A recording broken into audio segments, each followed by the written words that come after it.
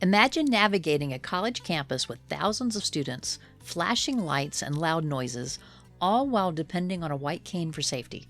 Now imagine a stranger suddenly grabbing your arm to pray for you. This isn't a hypothetical, it's been a real-life experience for our guest today. Her story will challenge your assumptions about what it means to be a college student with a visual impairment. Welcome to the Water Prairie Chronicles, a podcast for parents of children with disabilities. I'm your host, Tonya Wallum, and I'm glad you're here. Today, we're catching up with a very special returning guest, Olivia Wilkerson. Olivia was one of my first ever podcast guests, and her story resonated with so many of you. Now a junior in college, she's back to share her unfiltered, often surprising, journey through campus life. Olivia, welcome back to Water Prairie. Thank you so much for having me. So Olivia and I have been trying to figure out when we could catch up, and it was episode 3 was when Olivia was first on. You were in high school. I'll link in the show notes back to that episode. It was actually broken into 2 pieces, a part A and part B. She had some great information. It's been one of our top episodes that have been listened to. So at the end of that one, Olivia, I asked you what your plans were for after graduation, and you may not remember it, but at the time you said your goal was to attend NC State University. Did you do that? I did not. I would say in terms of what I wanted to do back in junior year, I've gone about, I don't want to say as far as possible, but pretty close to it. I now attend it's a good sized college. I've got about 20,000 students on campus, so not quite as big as NC State, but definitely a good size. I find it manageable. I like the bigger campus, but no, so I'm actually studying aviation administration now. So keeping with kind of my aerospace, I think it was like aerospace or electrical engineering or computer science that I was thinking about back then. So I'm not really still in that realm, but I get to kind of work with it. My computer science goals lasted 1 semester, and I discovered I don't enjoy computer programming as much as I thought I would. So, but it definitely still gave me some good experience, and kind of taking the skills and the knowledge that I've gained from all the experiences in high school into what I'm doing now. It's surprising at how those things can help you, even though they're not directly related to what I'm doing. Well, it sounds like you found your people when you got there. Yeah. It's really interesting because I thought cybersecurity is where you were going to land. I thought it was too, but I don't know. It just kind of got to the point it didn't excite me anymore. What year are you now in school? I'll be a junior this year. And for those who haven't met you before, can you remind us of what your eye condition is? Yeah, so I have LCA, Leber's congenital amaurosis. It affects the retina, the rods and cones specifically. Some of the rods and some of the cones just don't work. So I have no central vision, all peripheral, and even that is limited. And I'm colorblind as well as part of the condition. Is this a sister condition to RP? Yeah, so it's the infant form of RP. Yep. Okay. I was trying to remember from what you had explained the first time. Yeah, so parents that are listening, we may have some who can connect with that. I have to ask one question before we talk about just the regular experiences that I think everyone that logged in wants to hear about. You just had a music recital, correct? Yeah, that was probably a couple months ago now, but I definitely had a few of them this past semester. So where does music come into play with aviation administration? So if you've seen the previous podcast, I've probably talked about doing band, and I play the euphonium. So it's like a cross between a tuba and a French horn. Kind of looks like a small tuba. I really enjoy playing, and I didn't want to give that up in college. And so first semester I just started, I joined the band, and I heard people talking about taking private music lessons, and they were like, yeah, you can add on a music minor, take lessons, or music theory and a couple other courses. And so I was like, well, might as well. I have the credit space. And so I added on a brass performance minor. And so I take 6 semesters of private music lessons. So I meet with an instructor and we'll go over like selections and work on a piece, and then I'll do a recital.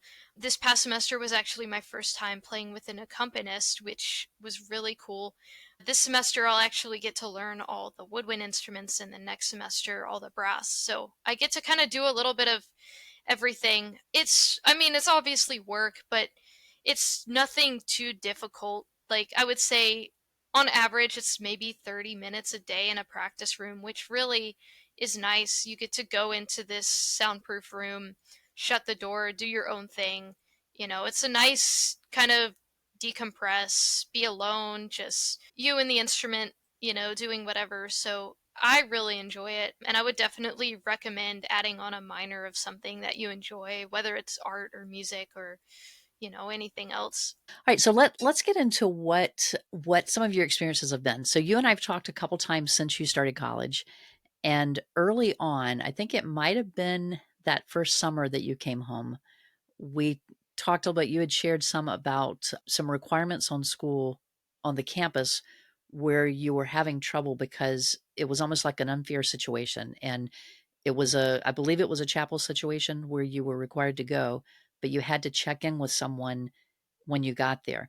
Yeah, so we're required to go to a chapel service twice a week. I mean, if you were a residential student living on campus, you had to attend. So there was easily 10,000 to 12,000 students in that arena. And yeah, you have to go find your RA in person and tell them that you're there, basically. And then on top of that, you have to find your seat or a seat in your section. And then the music is loud, there's flashing lights. I mean, for me, at first, I was like, oh, this will be fun, And I was like, by the second week, I was like, I cannot do this. I would get out of there and be so exhausted mentally from just everything, the stimulation, the people, the noise, the lights. The flashing lights actually started to bother me a little bit just because they were so bright and right in your face. And so, yeah, I got an exemption at the end of that semester. And now I'm living off campus. So, fortunately, I don't even have to worry about that anymore. To kind of help our listeners catch up a little bit on this, you explained earlier that central vision is not a strong point. So navigation has a few challenges in certain situations for you. So you're going into an arena with 10 to 12,000 people and you have to find one specific person in that arena. Listeners, do you hear the unfairness of this? And this is the part that bothered me when she first told me about this. So how did you find your RA each time? So, I was fortunate enough to kind of be talking about that to some people, and I was like, how does this work? And one of the girls who was kind of like she was a community leader on the hall, and she had said, well, I have a class in this building, which was right next to the building that I had to be in for a class. And she was like, I'll meet you and we'll walk in together. And so we would always meet up, go in. It was still very difficult because you have to go through the metal detectors. You obviously have your backpack and everything from class, and then you have to find this one person. And I'm a cane user. And anyone who's ever tried to use a white cane in a crowd of 10,000 people knows that it just doesn't work. There was always a spare cane in my bag because, I mean, it's just about near impossible to navigate in that crowd. And, so it was honestly, for what it was just more trouble. And I was just like, this just isn't, it's too much. When I got on campus, I wanted to be doing things like everyone else, and I wanted to participate in the campus culture. But I would say I definitely gave it a try, and I think that's the biggest thing. If you think you can handle something like that, definitely try and go for it. But there's no shame in saying, look, I just have to have this accommodation. Like, there's just no way. If there's a day that I'm feeling really up for it, I'll go, and then I have the exemption so I don't have to find anyone.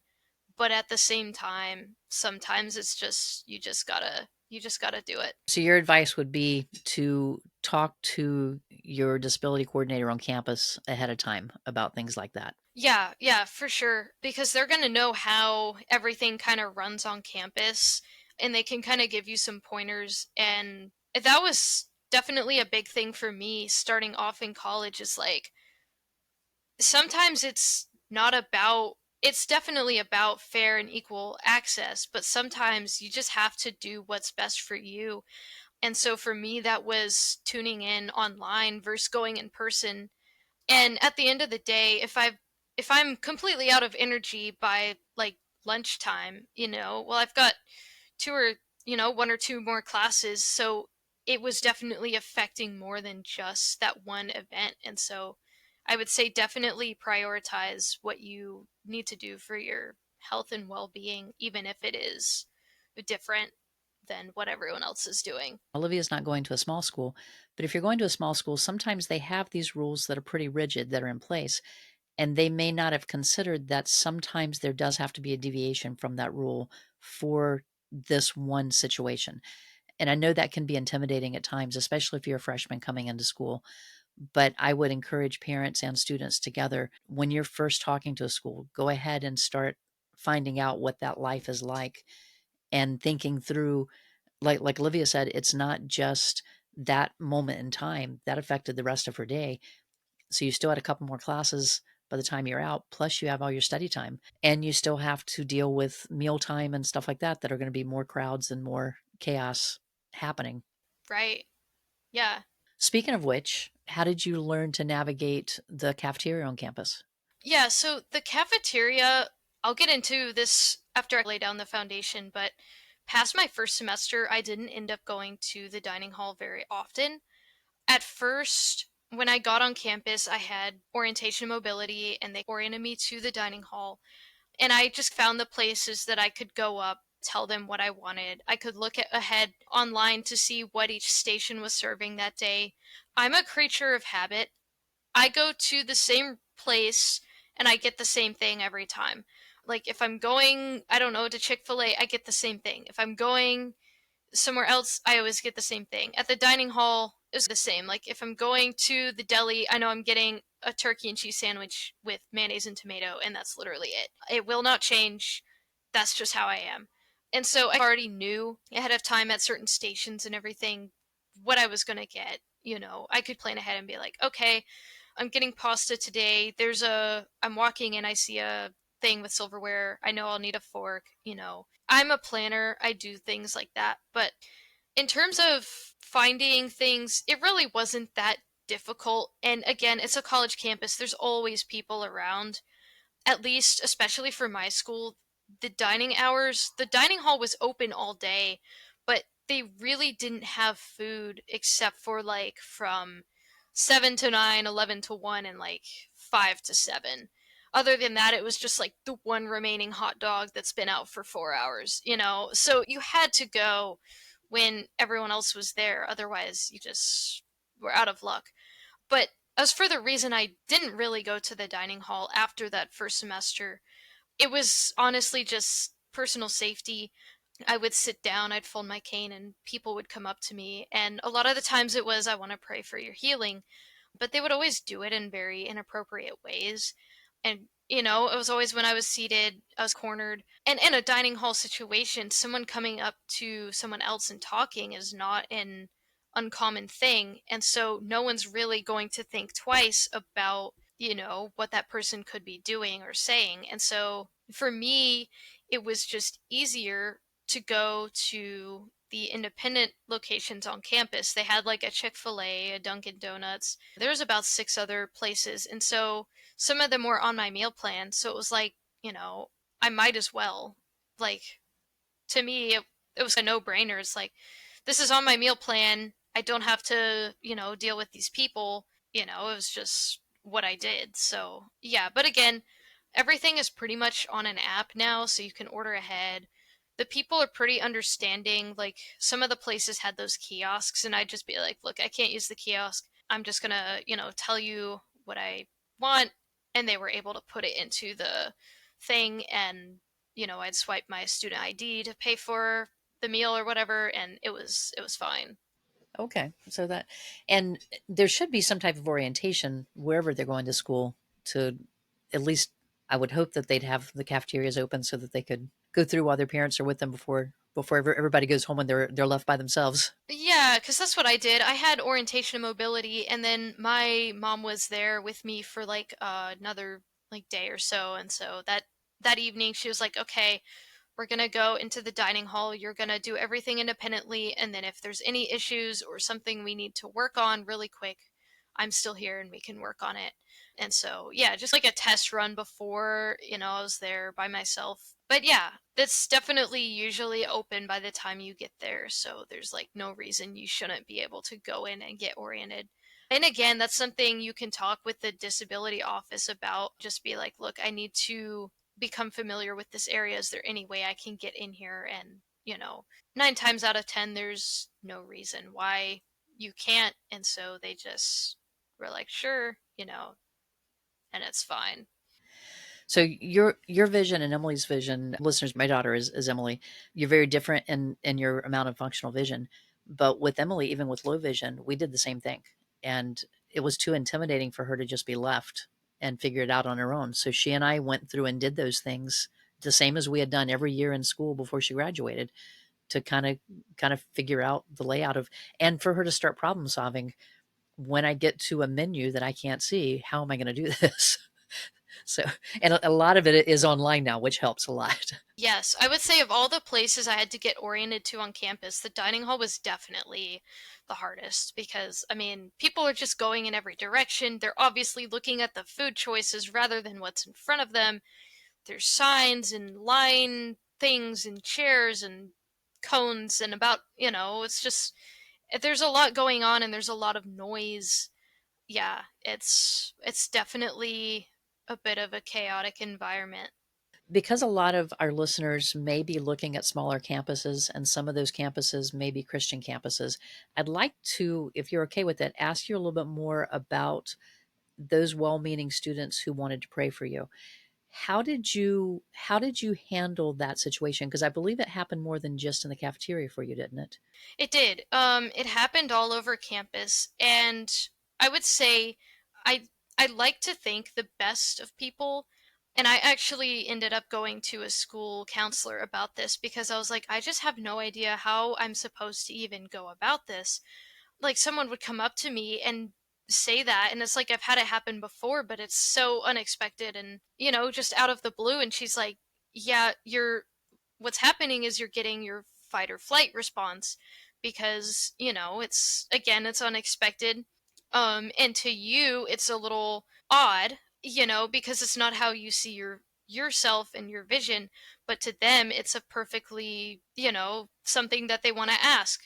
And so I was like, okay. And she was like, in that situation, just like take a breath, kind of, we talked over some things that I might want to say. And for the most part, it is just curiosity, or they think that they're, you know, meaning well. And so then that's an opportunity to kind of educate. And then there are the ones who I've had follow me, and I had one guy use it as a way to ask me out, which I thought was very interesting. He cornered me in the dining hall and he was like, "Do you want to see?" And I was like, it took me a whole 5 to 10 seconds to even process what he had said because it was very obnoxious. And I was like, and so he said it again, and I was like, I'm sorry, like, you, you know, I was like, whatever conversation we're about to have, if you can't even ask me a normal question, we're not gonna have a conversation. And so I was just kind of like, I'm sorry, I've got someone to meet, I need to go. And then later he lived in a dorm building close to mine, and he saw me as I was walking to my dorm, and he was like, "Yeah, sorry about earlier. I realized that was kind of awkward, but I just think you're a really cool person, and I was wondering if you wanted to go out with me." And I was like, "No." Not with that pickup line. It was just so random. Um, but no, with that, I would say most people want to just kind of understand, and they think they're meaning well. Um, but I would say, like, it's easy to get kind of defensive, but I would, as long as you're in an open area, I've definitely had the people who have followed me like from Starbucks into the student union and then sat down beside me, and that's a whole nother level. But I would say keep it simple, keep it short and sweet. Whatever that is for you. Like for me, I'm just like, I'm a Christian. I have a relationship with Jesus, and this is something that, you know, this isn't what I'm interested in. I'm not interested in being healed, but you're welcome to pray on your own time. Um, but right now, I need to get going or whatever. Um, and that way, one, I'm kind of hoping that prayer is the only thing that they want to do, because there definitely are the people where I can tell that they're kind of using it as a way to get my attention. And so just kind of being careful about the information that you give and what you're willing to share. And obviously that's different for each person. And then just kind of, my thing is always make it like you have, if you're getting uncomfortable, just say, I've got to meet with someone, someone's expecting me, things like that. Just be smart. But if it is someone who is genuine and wants to have a conversation, then by all means go for it. But I mean, you've got weirdos on every campus, so just be careful, not to scare you, but I mean, it does happen and you can't pretend that it doesn't. Yeah, and it's important because I mean, every student needs to know that they're safe, and you're talking about a different type of safety here, but it's still the same. It's very invasive because they're coming at you almost whenever they come in with those comments. So it's more like a personal attack, but maybe not physical. But it's like you were saying, that fight or flight. You're responding the same way, Yeah, I mean, it's any blind listener can, or any blind person in general can tell you that, you don't walk around constantly thinking about how blind you are. And, it's just part of who you are. But unfortunately, when people see the cane or they see the guide dog, or, they know, oh, you know, they have trouble seeing. And so what is obvious to them is not something that you're consciously thinking of. And so a lot of the time, that is one of the first questions I get from people, is something about my vision. Um, which, it definitely is a good conversation starter, but you definitely kind of, it's good to be prepared and go in with some ideas of what you want to say. Um, because I found if you start kind of stumbling around, people get afraid that they've offended you, and then it's just even more awkward. So right? Well, in your case, you've used a cane since you were in preschool, pretty much. You've had enough years of experience knowing that that is a conversation starter a lot of times. If someone doesn't know you and doesn't know anything about blindness at all, and so those conversations you're well equipped with handling. Did you ever have this happen before you got to college, or was that your first experience with this? I've had it happen maybe like once or twice, but again, my parents were with me, and so the situation was very different than it was in college. But I would say it definitely picked up at college, and again, being at a Christian school probably does at least increase the likelihood of that happening. But I would say that's probably been the biggest thing, is going from high school to college, is like, you definitely, when you're with your parents, everyone looks to the parent to ask questions, even if it's, what does she want to drink? And they look at the parent instead of me. Which still happens to this day. And, I think it probably will, unfortunately, at least a little as I get older.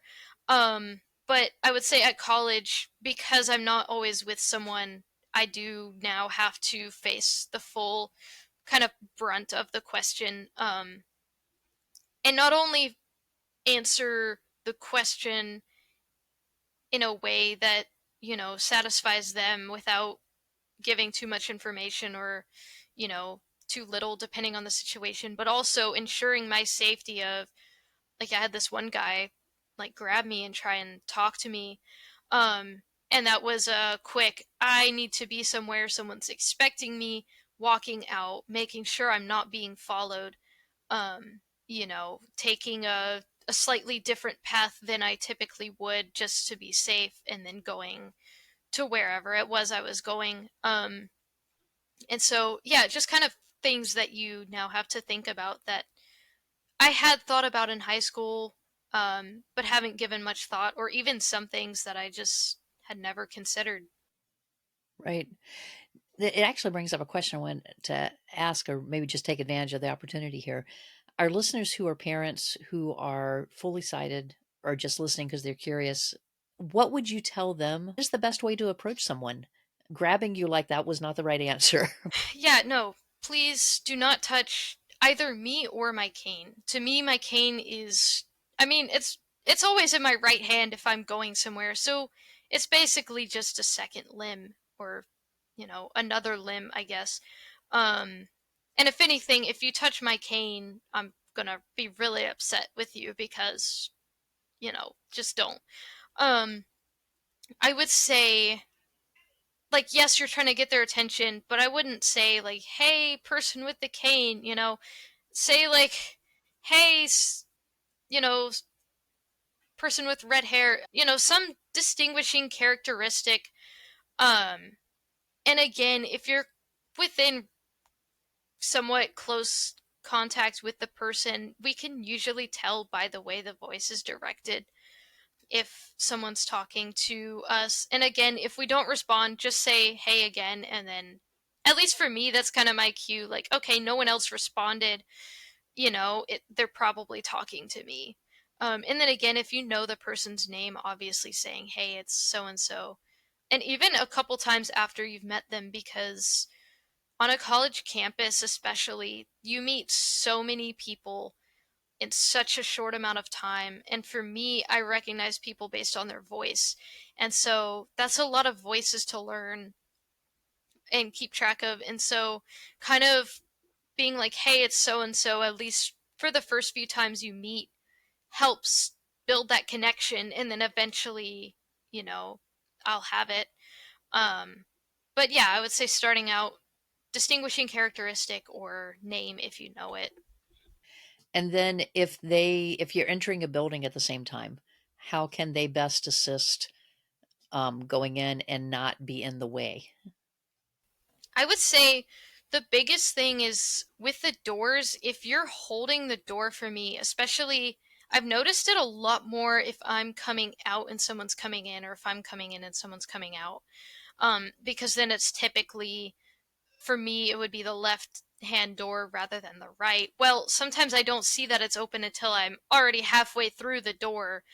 Um, and so saying, hey, I've got the door on your left open for you, or hey, I've got the door in front of you open for you. It is nice because, I've had some people get kind of offended that I haven't gone through the door that they Right. open. And I'm like, Right. I literally can't see you. Like, I'm sorry, but you're trying to open the door for me. And, thanks for the thought, but I had no idea you were doing it you know um especially for me, I wear sunglasses when I'm outside, and so I'm usually like flipping them up or pulling them down. And unless I'm actively looking for the left door that's typically open, I just, by habit, I go out the right door. But yeah. Right, exactly. Okay, so we talked about cafeteria, we talked about chapel time. Your freshman year, did you have a roommate in the dorm? Yes, I did my freshman year, and then this past year I did not. And the reason for that was I had a great roommate. We weren't like best friends or anything, but we got along and worked well together. It was just, being on campus is very mentally draining. I will say, going to college, I've definitely noticed the overstimulation and the mental drain way more. It was kind of the first time I was really introduced to overstimulation than being in high school. And so that was a huge adjustment. Just kind of, even just identifying, okay, I'm getting overstimulated. What can I do in this environment, to help cope with that?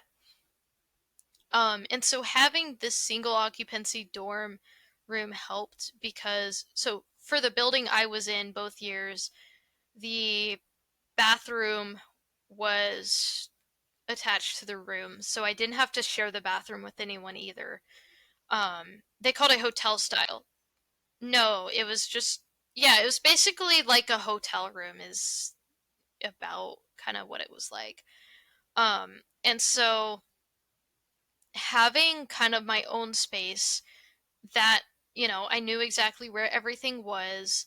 Cuz even in my dorm room, like if I was studying and I heard my roommate get up, I was at least a little bit aware of where she was, because it was like, okay, if I need to get up to use the bathroom or get a snack, I now have to be aware of where my roommate is in relation to where I am. Um and then, we kind of had our own sides, and this fortunately was never an issue of like her moving my things or anything. Like I said, we worked well together, and it was great. But I will say, kind of having my room to myself, it took some of the mental strain off. That it just made life a little bit easier. And I was able to just come in, decompress, have it completely quiet, if I needed, or whatever, without worrying about disturbing someone else.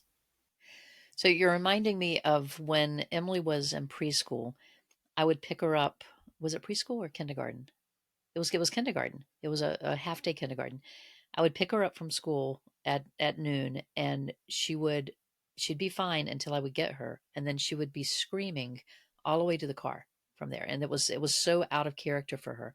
And I ended up calling the woman who had worked with us when she was in the infant toddler program at Perkins School for the Blind, and asking her if she could help me understand what was happening. And she summarized it in a way that will connect with what you just said. She said when she was in the classroom, she was having to use 100% of her energy to find her teacher, to find her toys, to find her friends, with all the colors around the room, with all the stimulation happening around her, that it was taking all of her concentration to just be a kid and to participate. And so by noon, as a 4 or 5 year old, she was exhausted and couldn't hold it together emotionally anymore after that. And that sounds like what you're describing at an older age, but that same situation. And it was, and it's like some days, I mean, I obviously wasn't screaming or anything, but No one was dragging you across campus. there were definitely days I would just go back to my room, and it's like, I'd just start crying or whatever, because it's just some days, I mean, let's face it, we all have the bad days, but some days there's just a lot going on. And obviously chapel did not help with that. That's what I'm thinking. If you started with chapel, then you go into all this too. Yeah, it's like, let's start with overstimulation and go from there, and it's like, this isn't gonna work. And then you're having lunch in peace and somebody attacks you while you're having lunch. Right, right, exactly. It's like, it's funny. It's like some days or some weeks it's very quiet, nothing happens, and then one day or one week it's like one thing after another, and it's like it all just happens at one time, and it's just like, if one more thing happens, I'm going to my room and I'm not coming out for 4 days, you know. But at least with the single occupancy dorm, you have that, you can just go in there and just decompress. And for me, I just put some music on. I had my diffuser, just something to kind of relax. Which I would say was kind of probably one of the hardest things, was just with everything that was going on. And then there was a common room, which is where the group I used to hang out with would hang out a lot. He was like, "Oh, I don't have anything to do. Let me just go hang out in the common room." And it's like there's this constant stimulation. And so sometimes I mean, it was kind of like the 2-year old putting the 2-year old to bed. It's like, no, you're cranky, you're tired, you need to go to bed. But it's like I'd recognize that, but I'm like, no, I don't really want to be alone, I'll just stay out here. And it's like I would just get more and more exhausted and more overstimulated. And so I would say recognizing that, and then just taking a step back and taking the time to unwind and decompress and take the time to myself just to read something I want to read, or whatever. I love to read. That's kind of my thing. And so recognizing that and remembering to kind of do that, I would say, I mean, it's something I still struggle with, and I probably will this semester, but I would say that's definitely a big thing, is just remembering to take the time for yourself. Well, today people talk a lot about self-care, and it's real. It's not just for moms who are stressed out. Our kids that are going off to college, they're reaching a milestone where they're becoming independent adults now. They've got to figure this out. And for you, Right.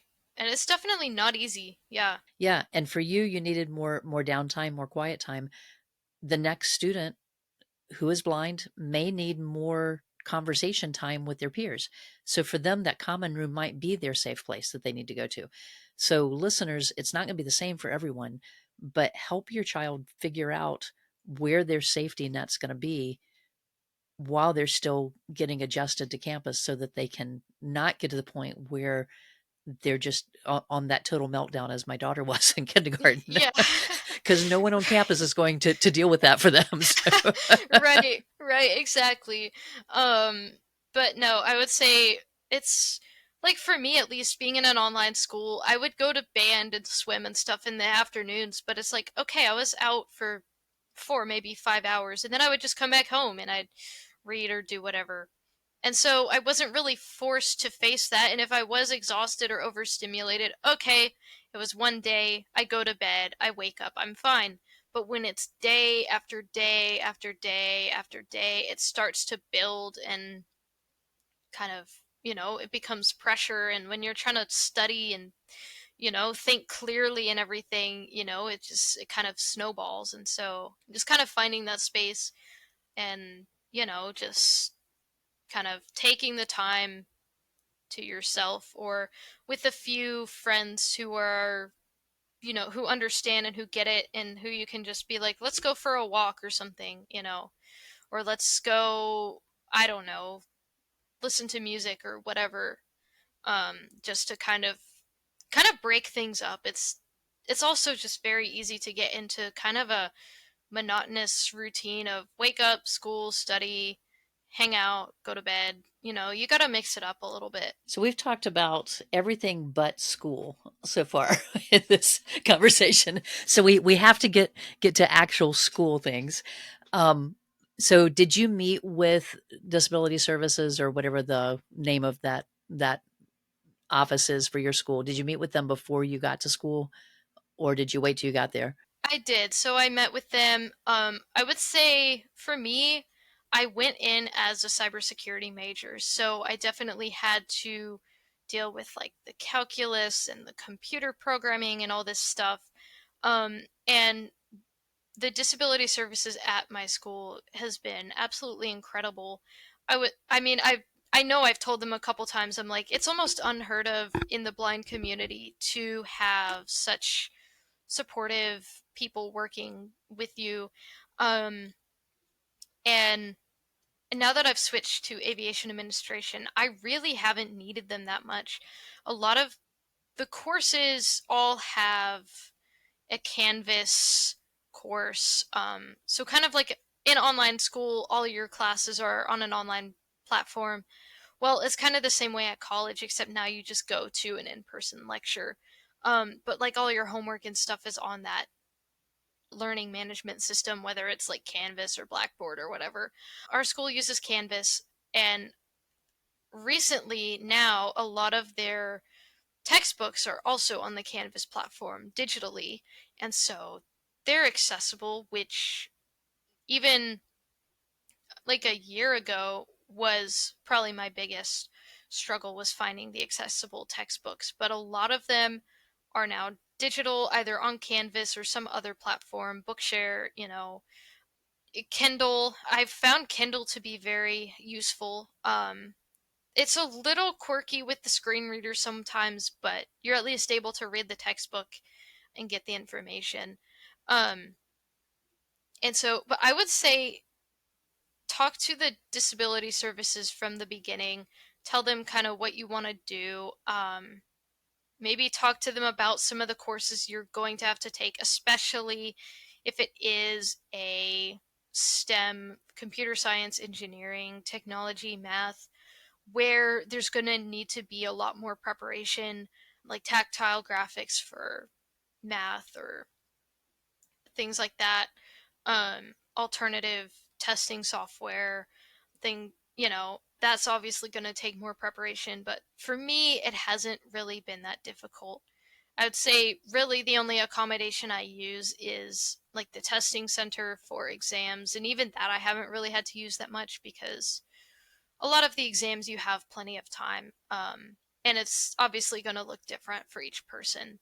But yeah, I would say plan ahead at least for the first couple semesters. For the most part, I would say it's easier than high school in terms of accommodations just because if you miss a PowerPoint or something, in high school, it's going to be on a test, it's going to be, on the final exam or whatever. And yes, that is true for college, but a lot of it is just papers and research. And so, I and a lot of the PowerPoints are even now uploaded in Canvas, so I don't even really need that accommodation even.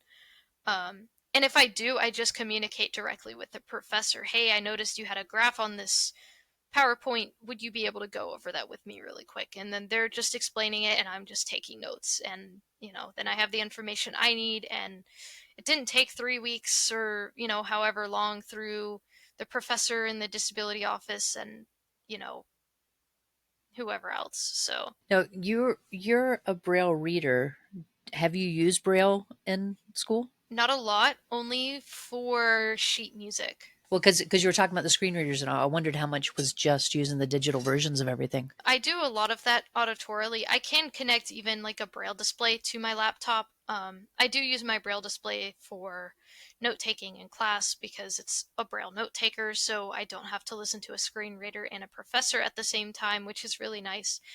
But in terms of reading a textbook, completing coursework, taking exams, that's all on my laptop because I mean, you may have like, there were some weeks I had 4 chapters to read in one class times 6 classes. That's a lot of reading, and it's way faster to do that auditorily with a screen reader than trying to do it in Braille. As a college student talking to kids that are in middle school and high school, what skills do they need to be developing now to be ready for college? Definitely computer skills number one.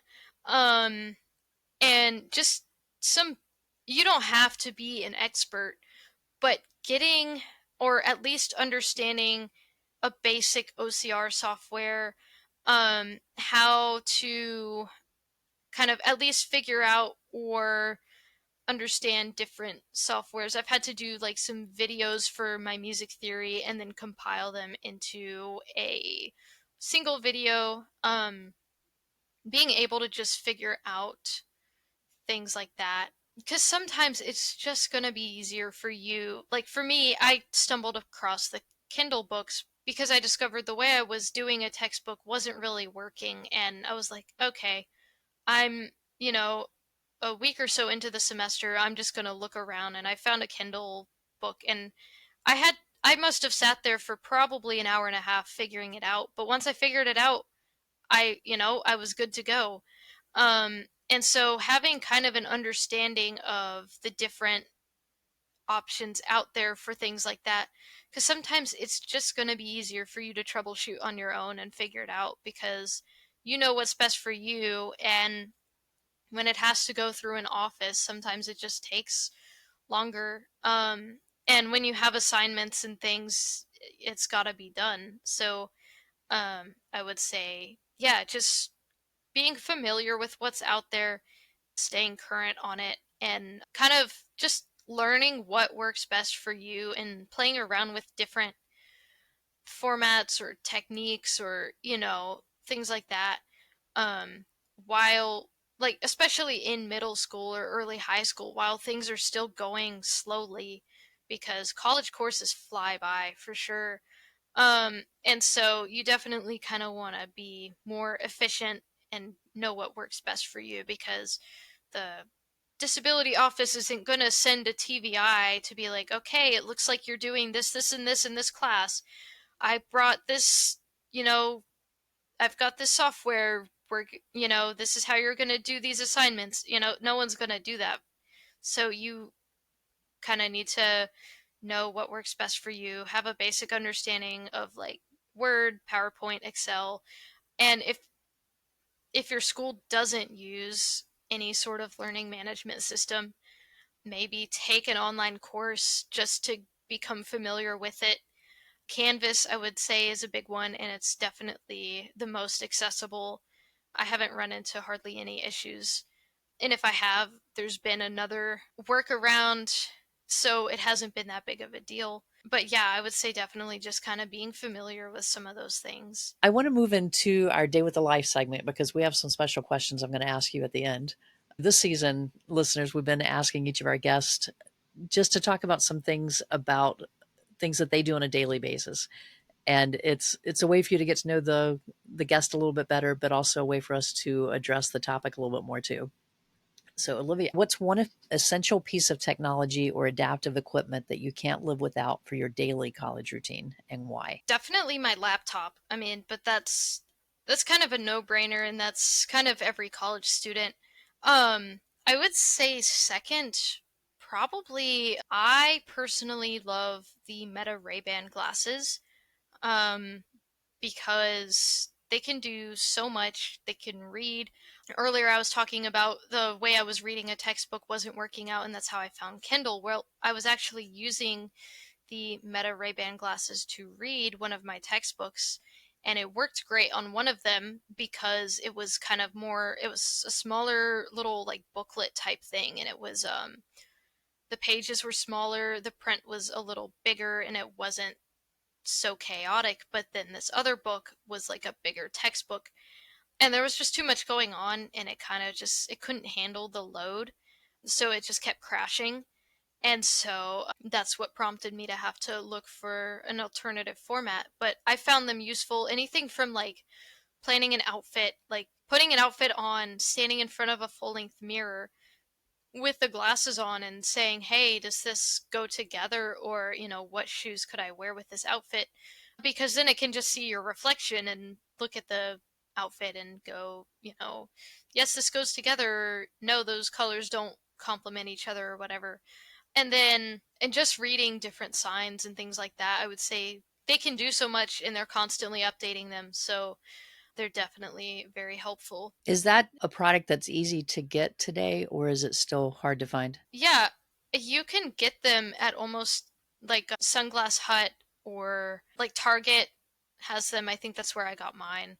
They're only like $300, so they're, I mean, compared to some of the other technology out there specifically designed for the blind, I mean, it's relatively cheap. I know like Orcam is $4,000, and it's can't even do half the things. For the longest time I wanted an Orcam, and then, I talked to DSB about it, and it just fell through, and then a year later these came out, and I was like, "Oh my gosh, this is perfect." It's like way way more capabilities for a fraction of the price. So, yeah, I would say it's definitely worth investing in. So I've got one more question for you. On your campus, without giving away where you are, because for security reasons, we've decided not to share where she's on campus. What is your favorite spot on campus and what makes it special for you? Oh my goodness, that's hard because I definitely have quite a few favorite spots for different reasons. I would say this past year I really liked my room because I had the handicap room, so it was like twice as big as a regular dorm room, and it was all mine. That was very nice. I had the second bed, and I put like a comforter and some big squishy comfy pillows up on it. I had a beanbag chair. It was quite the plush room. I really like the deep quiet section of the library because it's super quiet. I found trying to study in a noisy area with a screen reader is just doesn't work well because it's really hard to hear the screen reader over 15 other conversations. And sometimes I'll just go in the deep quiet section and go in one of the little study cubicles and just kind of sit there for a little bit because sometimes you just need that quiet. And then there's a lot of balconies on campus as well, which can be really nice. And I really like the music building, the practice rooms. It's just such a different environment than the rest of campus. It's very happy. There's always someone singing or playing an instrument, or it's just it. Band has always been kind of my happy place, and so being in the music building is nice too. So Yeah, I have quite a few favorites, but I would say those are kind of my top. Okay, so are you ready for some questions that I found online that people are asking? I am. Okay, so first one, can you go to college if you're blind? Obviously, yes. Yeah. I feel like you almost should go to college cuz it just you meet so many people and it opens up so many opportunities. Yeah, I agree. I mean, it's for any student, it's a good stepping stone before being out as an independent adult. But even more so, you've had to deal with some things that you were going to have to deal with anyway, but you've had a chance to figure it out with having school counselors there and with having people around you. Okay, can you get a scholarship for being blind? Yes, you can. So there's the ACB and the NFB. I personally am part of the ACB students, which is it's a nationwide group and it's college students from all over the US. We meet and have different discussions and just kind of meet and talk to other blind college students. I think we have a Zoom meeting like once a month or something. But yes, they have scholarships and stuff as well. And then obviously convention in the summer. And then I'll add to that, depending on the state that you're in, your vocational rehab services may have scholarship monies for you as well. I'm not sure if every state provides that or not, but I know some states do. So that's something in high school they should already be connected with, but if they're not, parents ask me and I will tell you how to get in touch with them. Okay, is being blind classed as a disability? Yes. It's a reasonable question because you have disabilities, but you also have people that are collecting disability. And let's clarify that. So it is a disability, but you're not necessarily going to collect disability Social Security insurance. Right. You can, but you know, obviously if all you are is if all you have is just blindness, there's no reason why you can't go to college and, get a career. I would encourage you to get the career over collecting disability. Oh yeah. You'll have a whole lot more to do and more to work with if you do that. Mhm. Exactly. Yep. All right, so you've already surprised me on one of these because I had no idea about your career choices, but what can blind people major in? I would say, I mean, about anything. Obviously, some of them are going to be harder than others. And for me, like when I chose my college, it came down to just disability services, what the college offered.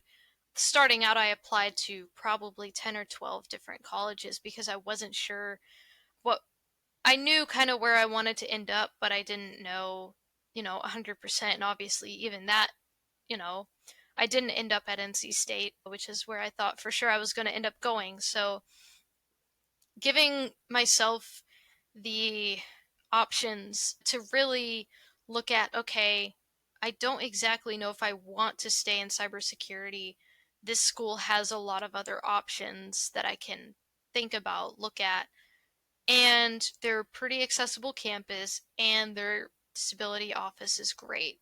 For some of the other, and it's a big campus for some of the other colleges that didn't have a lot of majors or, didn't really have a great disability office, things like that. I would say yes, some of the majors are definitely going to be more difficult and you're going to have to just consider some different things, but just sitting down, thinking about what you want to do, writing down the most important things when looking for a college, understanding what your degree is going to require so you can anticipate those accommodation needs, and then making the best decision from there. I would say too, if you're looking at a field that may not seem like an easy path, talk to people that are already in the field, even if they're fully sighted, to find out what a daily life is like, just to get an idea of what types of accommodations you might need to learn to work with to be able to do it. I would challenge listeners to not let anything stop them from trying anything. Because with today's technology, there's a lot of open doors that weren't there 10, 20 years ago. I mean, you're just the glasses that you were talking about are enough to open a door for a few careers that may not have been possible. So, okay. How do blind people take exams in college? So at least for me, all the exams have been online, so I would just take it like anything else. And again, when you talk with your disability office at your specific college, they'll kind of be able to tell you, yes, all of them are on Canvas. No, all of them are pen and paper. That's how it was at my community college. They were all pen and paper, and then it was just, okay, let's put it in a Word document. I'll go to the testing center or the disability office and take it there. And, that's what we did, and it wasn't a big deal.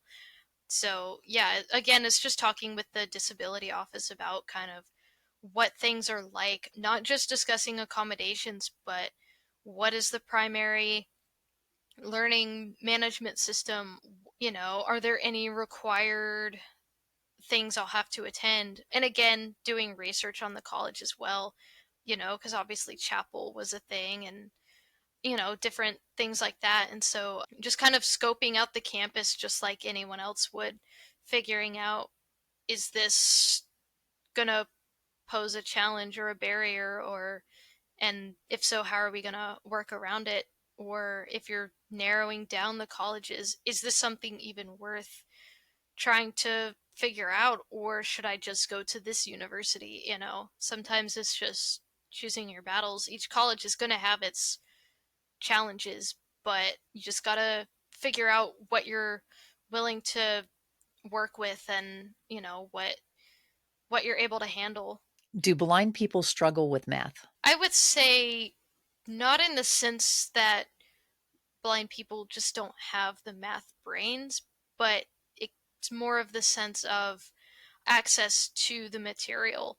If a school isn't willing to provide the graph or the problem is asking, but if they have access and are able to read the equations and the graphs and everything, then it's just a matter of learning the material and understanding it like anyone else. Charts and graphs are what always come to mind, if they can accommodate those or not. And the question isn't if they can, but will they? There's definitely organizations out there, even if it isn't the university itself, they can ship it off to a independent contractor, something like that, and they can do it and send it back. And the last one on the list was, how do blind students write? I mean, again, it just goes back to the Word, PowerPoint, Excel skills, technology skills, and all papers are submitted electronically, at least at my university. And so it's just type it in a Word document, convert it to a PDF if that's what they require. If not, just submitting it. So they need to have all those skills ready. You were saying that you're taking your notes on a Braille writer. Braille display, so Braille note taker. I use the Mantis Q40, so it has a QWERTY keyboard and then a 40 cell Braille display. So I can type like I would on my laptop, which is way faster for me than typing in Braille. And then it pops up in Braille so I can see what I've written, navigate all that without having to listen to a screen reader. Well, Olivia, thank you for catching up with me today, for sharing so much information about your experiences, but also your advice for students that might be getting ready to head off to college in just the next couple of weeks. Yeah, thank you for having me. It's been fun to kind of talk about everything. I'm so grateful for Olivia's candor and courage in sharing her story. I know she's provided some incredible insights for parents and students alike. If you have a student heading off to college this year, let me know in the comments what your biggest challenge is right now. And everyone else, check those comments and leave them an encouraging note. We're here to support each other as we parent our incredible kids. And for those who are interested in learning more, I've put links to the specific tools that Olivia mentioned, including her Meta Ray-Ban glasses, her Braille display, and the OrCam she originally considered. They're in the show notes if you want to check them out. And I've also included the link to Olivia's first interview, where she shared tips for middle school and high school students who are visually impaired. Thanks for listening, and I'll see you next time.